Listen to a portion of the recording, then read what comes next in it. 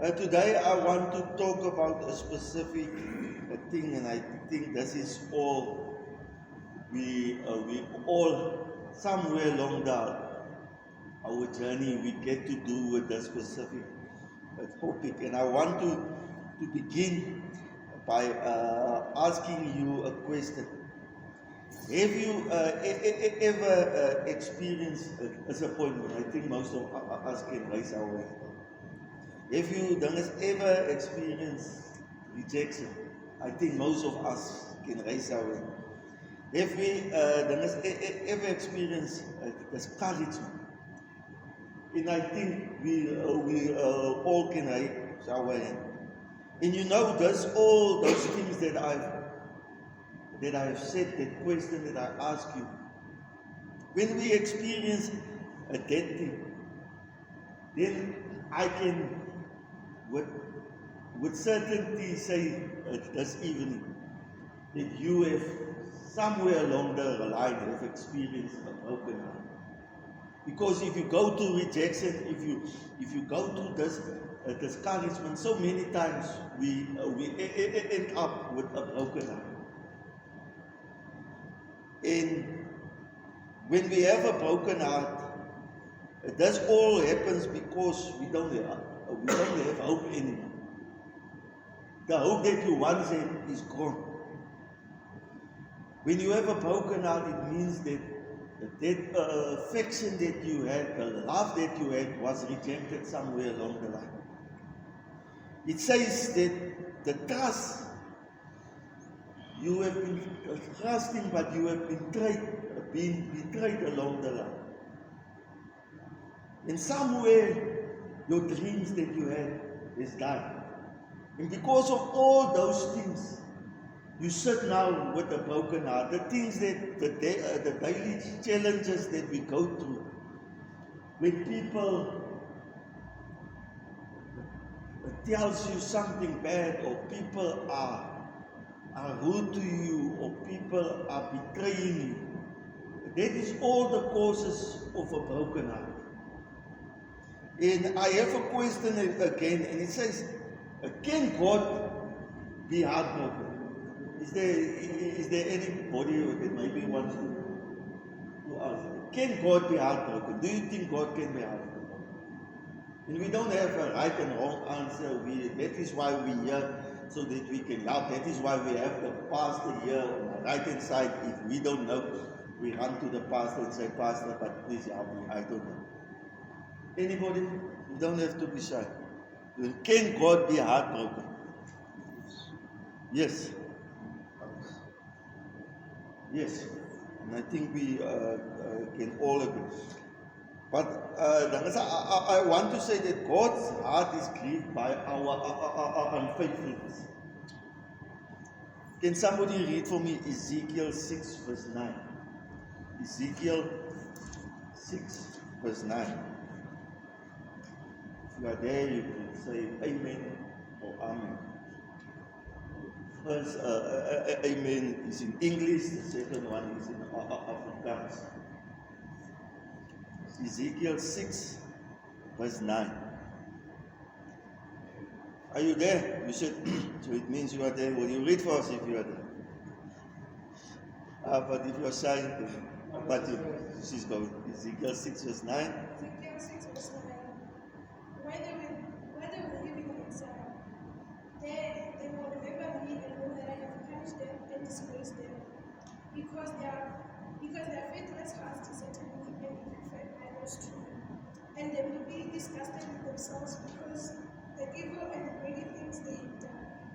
Okay, so God speaks. He said He will punish them because of their unfaithfulness, because of their unfaithful heart. In Ezekiel 6 verse 9, God speaks of being hurt by unfaithful heart. God is not like me and you that is full of emotions, or not, let me say, God has emotions, but God doesn't have unstable emotions like you and me. If we go to sleep, we are somewhere, some way. If we wake up, then we are another way. God is not like that. God is the same yesterday, today, and forever. But God's heart can be broken because of our unfaithfulness. Because we don't trust Him the way that we are supposed to trust Him. But God reveals Himself like you and me. He is God, He is the creator of the universe. But He says, yes, I'm just like you. And isn't that what the Bible said, that we are created in God's image? We are created to be like God. And when we have read, when God's people turned to idol worship because they were unfaithful, because they were disobedient, it grieved God very much. So God's heart was broken because of the people's unfaithfulness, because of the people's idol worship, because they didn't worship God the way that they were supposed to God, but they tried to find other gods to worship. And you know, when we are in sin, sin is not just rule breaking, it is a relationship breaking. Because God wants to be in a relationship with you and me, but because of sin, we break that relationship that we have with God. But thankfully, God is a forgiving God. He is a God of second chances, a God of third chances, a God of 100 chances. But we mustn't misuse these chances that we get from God. Because He sent His one and only Son to die for you on the cross. To say, but you were so far in sin that I will send my one and only Son just to die for you. And if we keep on sinning, if we keep in sin, if we keep on breaking God's heart, then what is the reason that Jesus has died for you and me? Then His death was useless. But God is not a God that do things just because He wants to do it. He did it for a reason. Because if Jesus didn't come, then we wouldn't have forgiveness. We wouldn't have been reconciled in a relationship with God. And this is why God created you, so that you can be in a relationship with Him. But this is what sin does. Sin separates you from that relationship that you have with God. And when we have rebellion grieves the Holy Spirit.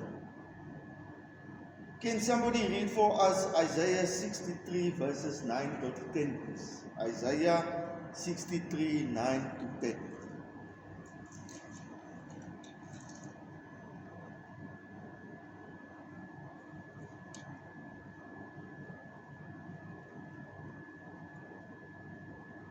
If you are there, you can say amen or amen. When His people suffered, He also suffered. He sent His own angel to go and save them, because He loved them and He was kind to them.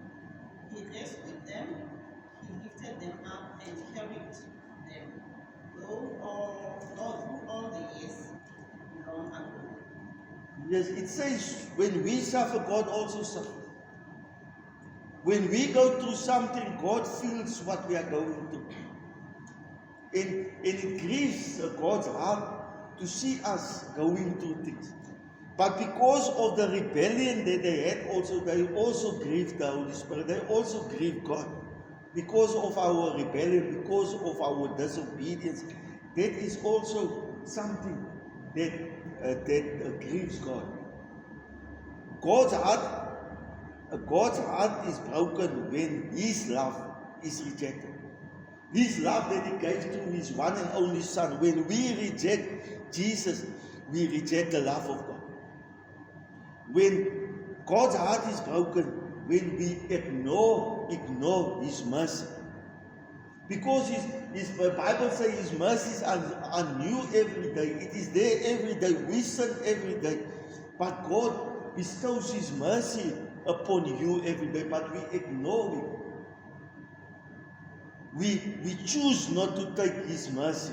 that He wants to give to you. God's heart is broken when His Spirit is resisted. When we don't want to open our hearts for the Holy Spirit, when we want to take control over situations instead of allowing the Holy Spirit to take control of that situation. We rely on our own plans. We want to do, and this is how human beings is. We want to do things the way that we want to do. We are not attentive to the voice of God that He speaks through His Holy Spirit. Remember, the Holy Spirit is inside of you. And on a daily basis, we resist the Spirit of God. When the Holy Spirit gives you advice, we don't want to follow it. When the Holy Spirit tells you, go down this road, we would rather turn to that road. When the Holy Spirit tells you, this is what you need to speak, we want to say, but I don't want to listen what the Holy Spirit wants to say. I want to speak the way that I want to speak it. And God is not somebody that will force you to do something. He has given you a free will. But the choice is yours. The choice is yours. Will you reject the love of God? Will you ignore God's mercies? Will you resist His Spirit? Or will you accept it and say, thank you, God, for this that you give to me daily, that is free. Freely He gives you. The Word of God says, freely He gives and freely we must receive. God experienced human grief in Jesus. Again, somebody can read for us John 11 verses 33 up to 35. John 11 verses 33 up to 35. John 11, 33 up to verse 35. You don't have to be shy to read. Jesus saw that, and He was with him. He saw that the Jews who had come with her were weeping too. When Jesus saw them, He felt very sad in His spirit. He was upset about Lazarus' death. He asked them, where have you put his dead body? They answered, come and see God. Jesus wept. Yeah, and that is where I want to concentrate. The shortest verse in the Bible, it says Jesus wept. Jesus wept at Lazarus' tomb. He saw that the people were where the people had grief and they didn't have any hope. He saw that their faith was very small. They didn't have a big faith, or they didn't practice the faith that they had. He saw the devastation that can bring. And Jesus was angered by death's power and broken by humanity's pain. So He had grief. The King of Kings and the Lord of Lords, He wept. He felt grief with the people that was there. When we read Isaiah 53 verses 3, it describes the Messiah as follows. It says, a man of sorrows, acquainted with grief. And he talked about Jesus. He talked about the sorrow and the grief that Jesus would have. That was decades before the birth of Jesus. But Isaiah already prophesied, and he said that Jesus will be a man of sorrows, acquainted with grief. Jesus knows brokenheartedness, just like me and you. When we experience a brokenheartedness, this is also what the Father, the Son, and the Holy Spirit is experiencing. Because this is not why God created. God didn't created us to be broken-hearted. He didn't create us to be sick. He didn't create us to struggle. But this, in our human lives, because of sin, this is the things that we have to go through.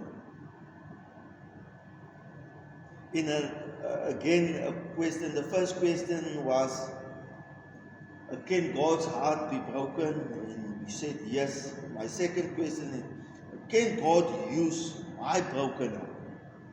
Can God use your broken heart? Anybody? You think God can use your broken heart? Yes, I agree with you. And I want to say to that question that brokenness leads to repentance.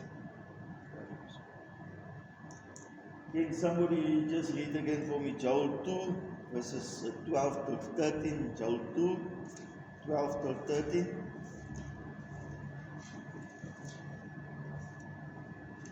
Joel 2, 12 to 13.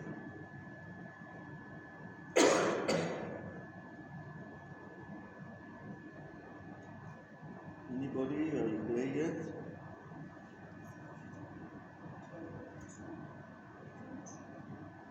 Joel 2, 12, 12 to 13. Joel. Joel. How do you pronounce it? It's English-speaking people. Remember, I'm Afrikaans. The Lord says, even now it is not too late. Show that you are sorry and return to me. Fast, weep, and cry to show that you are saved. Show me that you are really upset. Do not only tear your clothes. That is not enough. Return to the Lord your God. He is kind and he forgives people. He does not quickly become angry, and his faithful love is very great. He does not like to punish. Yeah, I think, my sister, I said that brokenness leads to repentance. And God says there, don't tear your clothes because that is not enough. And that is what we as humans will be. We will want to show the outward appearance or that performance to say, I will tear my clothes and say, God, but I am sorry. But the heart inside is not sorry. And there is where God sees. The people will see the performance that you give, but God looks at the heart. And this is what God wants. He wants inward repentance. He doesn't want your performance that you show to the world. In Psalm 51 verse 7 it says, the sacrifice you desire is a broken spirit. So when you are broken, it means your spirit is also broken. So this is what God wants. God wants you to give a sacrifice to that brokenness. Because there is, when you are broken, that is where the true things will come up. And that will show your dependence on God when you are broken. And this will show the true innermost parts of your heart when you are broken. Because when we are not broken, we are boastful. We are proud. And then we don't show the real person that we are inside. And this is what I said, and forgive me if I offend you, but this is just what God has laid on my heart. But God doesn't want to show that performance that we show to people. Because every day when we go on into this world, we are busy with the performance. We put on a mask. Because today I am like this, tomorrow I'm a different person. And this is not what God wants to see.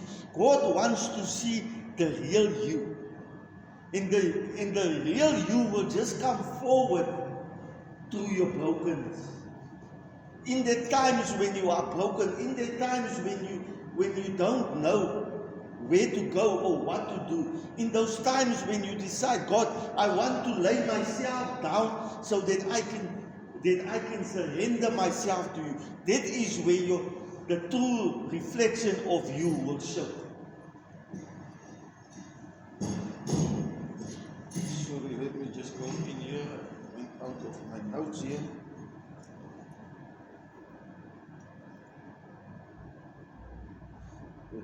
Excuse me, sorry, I just went out of my notes, so I don't know where I am currently.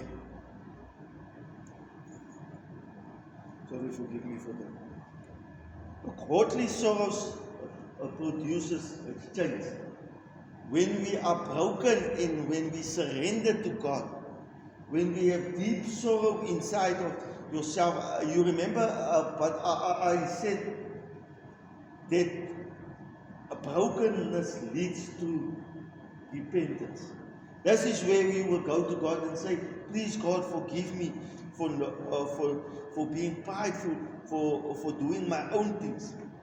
In Corinthians 7 verse 9, Paul says, godly sorrows leads to repentance. There is worldly sorrow, that is where you have self-pity and those types of things. Or you can get godly sorrows, where you allow God to change you, where you allow God to transform you into the person that He wants you to be. Remember, I said we are a very prideful, proud people. And because of our pride, it keeps us from that relationship that we have for God. It keeps us from experiencing the Holy Spirit the way that we are supposed to experience the Holy Spirit. It keeps us from hearing the voice of God. It keeps us from going in the things that God wants us to do, from the place that God wants us, where God has called us to be, just because of our pride. Brokenness restores joy. Anybody again for me? Psalm 30 verse 11. 30 verse 11.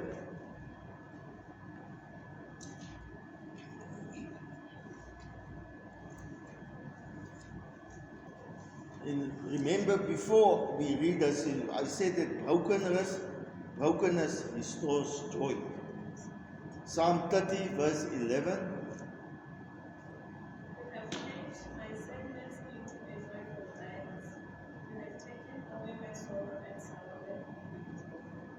So it says that God turned your brokenness into joy. So God is the only person that can turn your brokenness into joy. The world cannot do it, because if the world wants to turn your brokenness into joy, it will give you a false joy. That will not be the joy that God wants to give you, because when God gives you a joy, that is a joy that will last for eternity. It is not a short-lived joy. But if we get the joy that comes from the world, that will be a short-lived joy. Your pain becomes someone else's comfort. In 2 Corinthians 1 verse 4, it says, He comforts us so that we can comfort other people, so that we can comfort our brother and sisters. So this is the place, the church. The church is you and me. So when the church come together, it is a hospital for the sick. It is a hospital for those that are broken. It is a hospital for those that are without joy. Because that is where fellow brothers and sisters come together, where we can encourage one another, where we can pray for one another, where we can seek the presence of God on behalf of your brother and your sister. Remember, I don't know about you, but when I am broken, it is difficult to pray. Maybe you you are different than me, but when it comes to me, when I am broken, when I'm going through challenges, it becomes difficult to pray. And there's my brother, he gave, I think, 2 weeks ago, you gave us a testimony of something that you went through, and you said by yourself, you couldn't pray, you had to call a friend, you have to call a prayer partner to say, but I'm going through a challenging time, but I cannot pray. Please help me to pray. And this is where we give comfort to our fellow brothers and sisters. Your brokenness becomes a testimony for somebody else, so that somebody else can use that encouragement to say, but if God could have done it for my brother Fortune, then God can do it for me. And I think this is what the pastor also said on Sunday. If God could have done something for him, he will do it better for you. That is what you said. So if God has done it for me, he can do it better for you. If God can do it in the times of the Bible, then God can certainly do it for you today. Because remember, in the times of the Old Testament, they didn't have the covenant that we have today. They didn't have that promise that God said, because of my son, you will have forgiveness. Because of my son, you will have forgiveness. Because of my son, you will have far more than what you could think or imagine. How does God respond to the broken heart? He comes close to the broken heart. In Psalm 34, verse 18, it says, the Lord is close to the broken heart. So when pain comes, it increases the awareness of God's presence. When you are broken, it increases that awareness that God is close to me. It increases that awareness of God's promise to say that I will never leave you and I will never forsake you. How does God respond to the broken heart? He heals the broken heart. Psalm 147 verse 3 says, He heals the brokenhearted and binds up their wounds. God is both a surgeon, so He removes that infection that you have, that infection that is causing that broken heart, that sin that is causing that broken heart, that rejection that you have experienced that is causing your broken heart. There where people have pushed you away, He heals them and He draws close to you. And God is also the physician. He applies the healing. Remember, although both are doctors, a surgeon and a physician are two different. Like I said, the surgeon, he will do the operation. And that is what God does. He does that operation to say, I will cut away those things that is causing your broken heart. But it's also that physician that is there when you come from, where do you, Sister Sarah, you work in IC unit, or you don't work there anymore? Or recovery. From recovery, it will come in that the physician will come in there. So he will check you and he will monitor you and he will give you the right medicine that you need, and he will check your wounds to make sure that after that operation that your wounds are healed. And that is what God does. He is both a surgeon and He is your physician. But God also comforts the brokenhearted. In Matthew 5 verse 4 it says, Blessed are those who mourn, for they will be comforted. So that is a promise that God gives you. That says that if you are experiencing mourning, if you are experiencing brokenness, then I will comfort you. And what a reassurance, what a assurance that we have to say, God, the creator of universe, the King above all kings, the Lord above all lords, will come and comfort me Himself. You will not send Yes, sometimes He will use people to send you, but He will come and will comfort you because He has given you His Holy Spirit, and His Holy Spirit abides with you. His Holy Spirit is your comforter. His Holy Spirit is your friend. But we must just allow the Holy Spirit to do what God has mandated Him to do. And this is where the problem comes in. We don't allow the Holy Spirit to do the work that He needs to do in us. He is there to comfort us. He is there to change us. He is there to transform us. And ultimately, He is there to transform us into the image of Christ. Because that is how you and me, fellow brothers and sisters, should be to this dying world outside. To be Christ-like. To be the example that Jesus has set for. But Jesus has said to you and me, these things that I have done, you are also going to do it. But God, He goes a step further and says, the things that I have done, you will do better things than what I have done. But are we doing the better things that God has given us? That power that God has given us, I think, at the beginning, of this year in January, when we started but I said, we have this great power inside of us, and we don't realize this power that we have inside of us.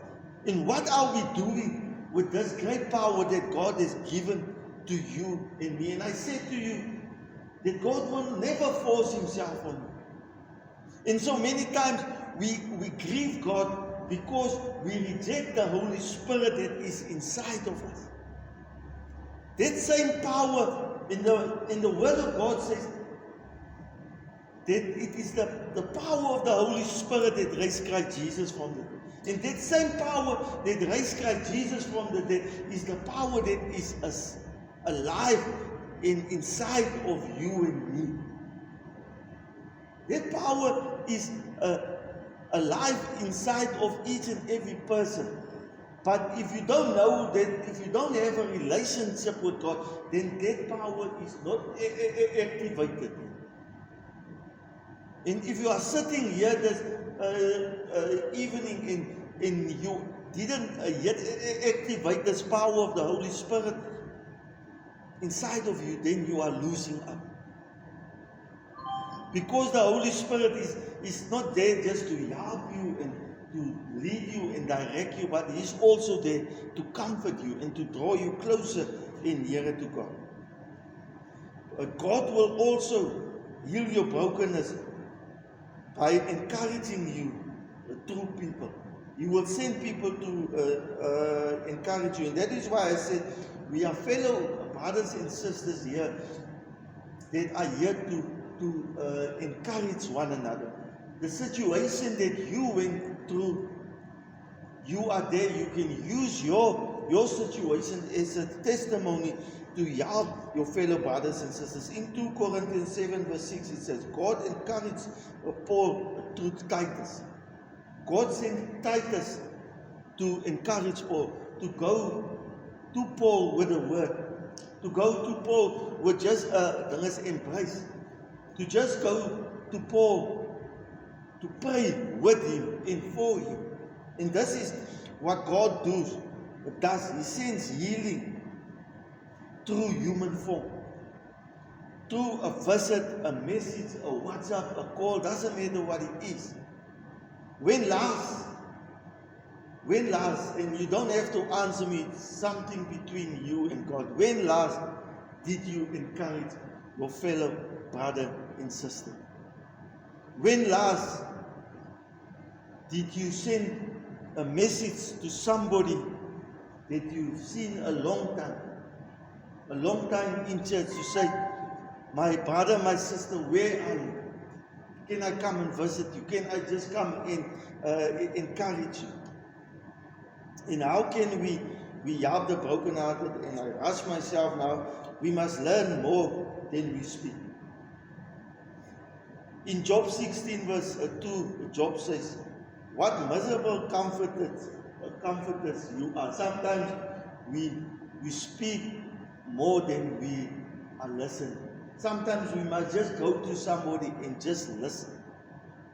And then after we have heard what that person is saying, to seek the Holy Spirit, to say, Holy Spirit, give me the right words. Give me the right comforting words to give to my fellow brother and sister. We must weep with those who weep. In Romans 12 verse 15 it says, weep with those who weep. You don't have to fix pain. You sit in with them. Just be with somebody to encourage them when they have a broken heart. To sit with them when they are going through a challenge. To just give them this embrace. To say, my brother, my sister, don't worry, I am here. You don't have to do more than that. God will do what only God can do best. We have to give people real encouragement. In 1 Peter 5 verse 12, it says, stand firm in grace. Encourage them. God has not abandoned them. Encourage them with the word that says that this is not the end. God is not finished with you. Encourage them by saying, God's grace is present wherever you go. And this is the comforting words that we can give to people. Encourage them with the word of God. And this is many times what people need to hear. Leave them with the word of God.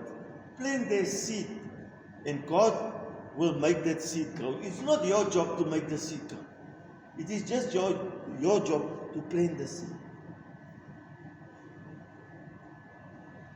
I just want to, in closing, to close with a few questions. And if you want to, you can answer me, but it is something that you can also go to God with. Maybe you are experiencing, you don't want to share it with other people. My first question is, what kind of brokenness have you recently experienced? What helped you most during that time? And how can our home cell or our power hour be a safe place for broken hearts? Is there someone you need to comfort with this week? And this is questions that you can reflect on yourself. If you want to share it, you are more than welcome. You don't have to share it here. If you want to send me a WhatsApp or want to send the pastor a WhatsApp, you are welcome to do it. But maybe you are experiencing brokenness and you don't know how to share it with people. Maybe you have prayed about it, and God, it's not that God didn't hear your prayer, but maybe God didn't yet come through for you.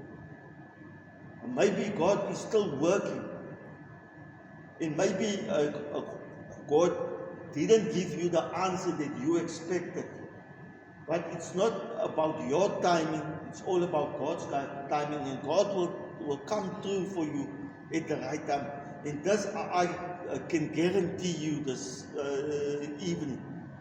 I can't guarantee you that you will be all right if you go now from here, that you will feel better. Maybe you are sitting with broken heart deep inside of you that people don't see. You don't share it with people. People don't see your cries that you are crying each and every day.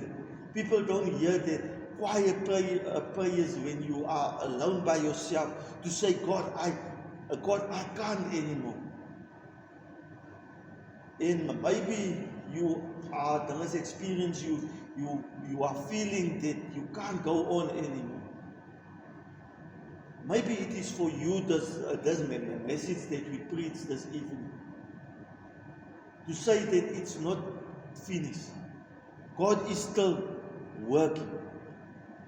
And one of my favorite scriptures that helps me a lot is Exodus 14 verse 14.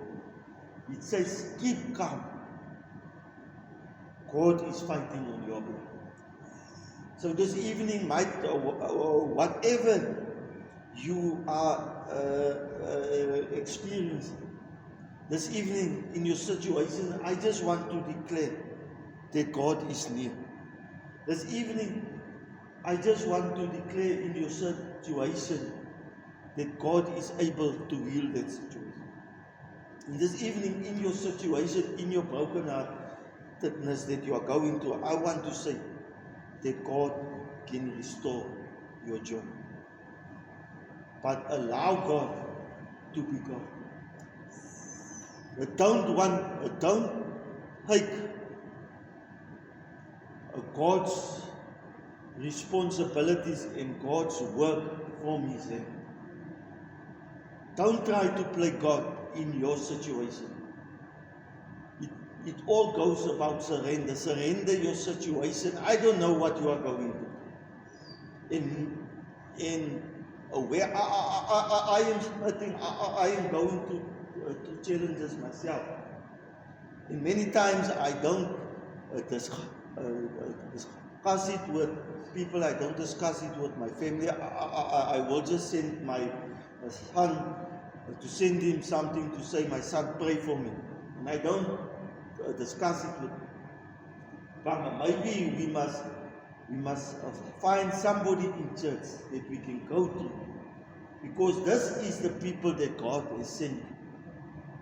Pray about it and say, God sent me to that person I need to go and confide.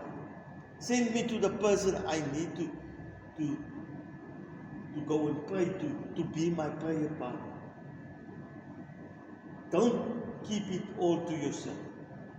Because God has sent you prayer warriors to pray with you and for you. But it is just that we must surrender ourselves to the Holy Spirit. Because God has sent you the Holy Spirit to be your helper. And I am not a professor or a doctor, but if I hear the word helper, it says that that person must help me. Because that is my helper that God gave me. So the Holy Spirit is willing, and the Holy Spirit is just waiting for you to help you. And with that, I close. Anybody in short that wants to give us some input? I just want to say, sometimes God's closeness and His nearness can be misunderstood. Scripture says that draw nearer and closer unto God, and He will draw nearer and closer unto you. But when we look through Scripture, it says that when Jesus came close to Simon, He said, "Go away from me, Lord, for I'm a sinful man." So that had to take place. Sometimes God's nearness creates exposure. It creates awareness, because without the awareness, real growth cannot take place. Healing cannot take place. So it is not a sign to be discouraged when God comes close to you. It's often the sign that we need that is actually here with you. Amen. One or two people, then we will close.